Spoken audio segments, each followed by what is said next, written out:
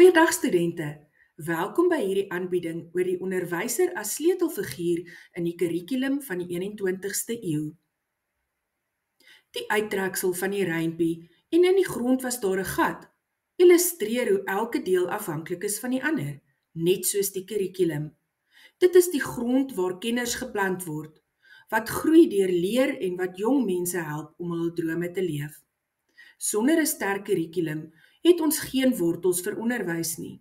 Dit is die fondament waarop die toekoms gebou word, een leerder, les en droom op 'n slag.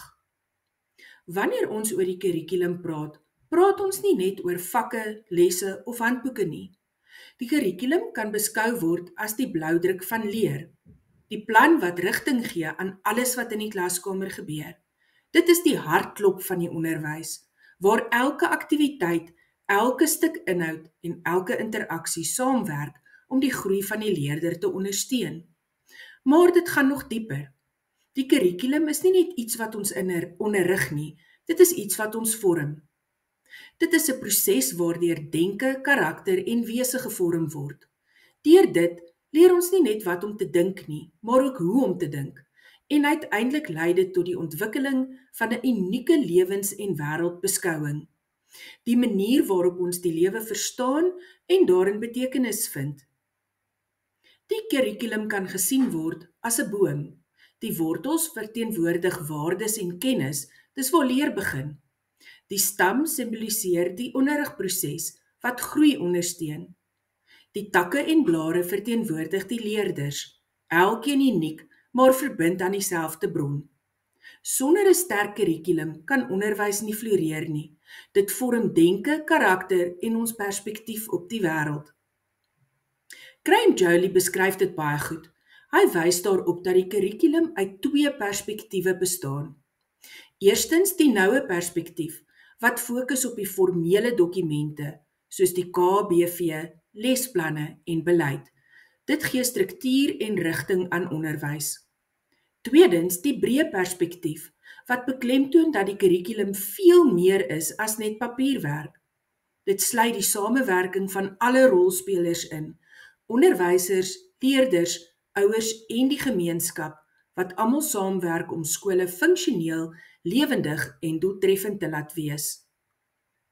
Nou dat ons die kurrikulum beter verstaan, moet ons ook weet hoe dit ontwikkel. Die ontwikkeling van 'n kurrikulum is nie 'n eenmalige gebeurtenis nie.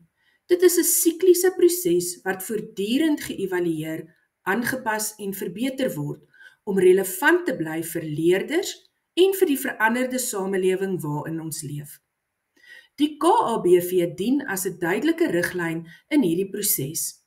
Dit bevat 'n inleidende gedeelte wat die algemene doelwitte van die kurrikulum uiteensit.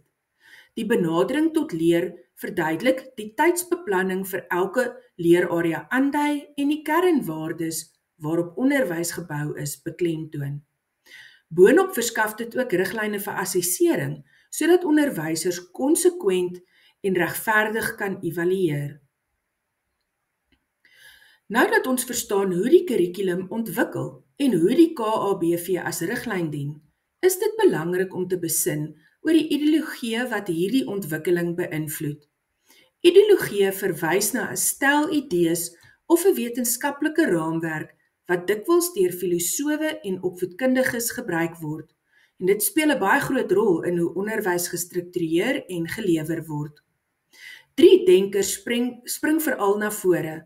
Ralph Tyler het die produkbenadering voorgestaan, 'n voorskriftelike metode waar metodes gebruik word waar 'n onderwyser kennis direk aan leerders oordra en vakdissipline sentraal staan. Lawrence Steinhaus aan die ander kant het die prosesbenadering bevorder, waar onderwysers as fasiliteerders optree en leerders aktief betrek deur waarneming, ontdekking en kritiese denke. Ten slotte beklemtoon Freire die krag van dialoog en kritiese denke, waar die onderwyser en die leerder saam as medeleerders optree en kennis gemeenskaplik konstrueer. Hierdie ideologie wys dat kurrikulumontwikkelings nie net oor wat geleer word gaan nie, maar ook hoe en waarom ons leer. Die KABV fokus op 5 benaderings om 'n gebalanseerde kurrikulum te skep.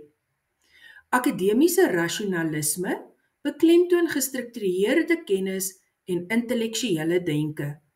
Persoonlike relevansie fokus op die leerder se belangstelling en groei in 'n ondersteunende omgewing. Sosiale aanpassing beklemtoon opvoeding se rol in sosiale verantwoordelikheid en gemeenskapsverbetering. Tegnologiese oriëntering is die gebruik van beplanning en meetbare uitkomste om sukses te bepaal. Die ontwikkeling van kognitiewe prosesse leer leerders hoe om te leer en dit ontwikkel kritiese denke en probleemoplossingsvaardighede. Saam verseker hierdie benaderings dat die kurrikulum leerders voorberei vir die lewe en die wêreld. As ons dan al hierdie invloede in ag neem, kan ons sê dat 'n beplande kurrikulum nooit werklik neutraal kan wees nie. Elke keuse van inhoud, leerdoelwitte en assesseringsinstrumente word gevorm deur die waardes en prioriteite van die kurrikulumontwerpers. Daar is 3 vlakke waarop kurrikulumontwikkeling besonder beïnvloed word. Makrovlak. Op nasionale vlak word die kurrikulum bepaal deur politiek en ideologie. Na 1994 het die kurrikulum verander om demokrasie en gelykheid te bevorder in plaas van die idees van apartheid. Dit wys dat die kurrikulum nie neutraal is nie, maar die waardes van die regering en die samelewing weerspieël. Mesovlak. Op gemeenskapsvlak speel waardes, kultuur en die skoolse ethos 'n groot rol. Skole in verskillende omgewings beklemtoon verskillende dinge. Sommige fokus meer op prestasie, ander op samewerking. Dit wys dat die kurrikulum deur gemeenskapswaardes gevorm word en dus nie vir almal dieselfde kan wees nie. Op mikrovlak.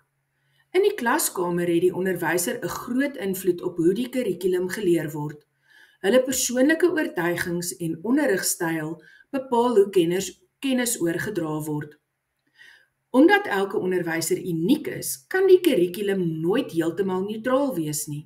Hieruit kan ons aflei dat die kurrikulum 'n waardegedrewe dokument is, gevorm deur politieke, sosiale en persoonlike invloede. Elke besluit oor eenheid en doelwitte weerspieël 'n bepaalde wêreldbeskouing en stel waardes bloot. Dit is wat onderwys so kragtig en betekenisvol maak. Die Suid-Afrikaanse kurrikulum het sedert 1994 aansienlike veranderinge ondergaan, van 'n ongelyke stelsel gebaseer op apartheid na 'n meer regverdige benadering. In 1997 is kurrikulum 2005 bekendgestel, maar dit het misluk. Dit het praktiese probleme gehad weens gebrekkige opleiding en beperkte hulpbronne. Teen die jaar 2000 is die nasionale kurrikulumverklaring, die NKV, ontwikkel om die K2005 se tekortkominge aan te spreek, met fokus op die leerder se kennis en vaardighede.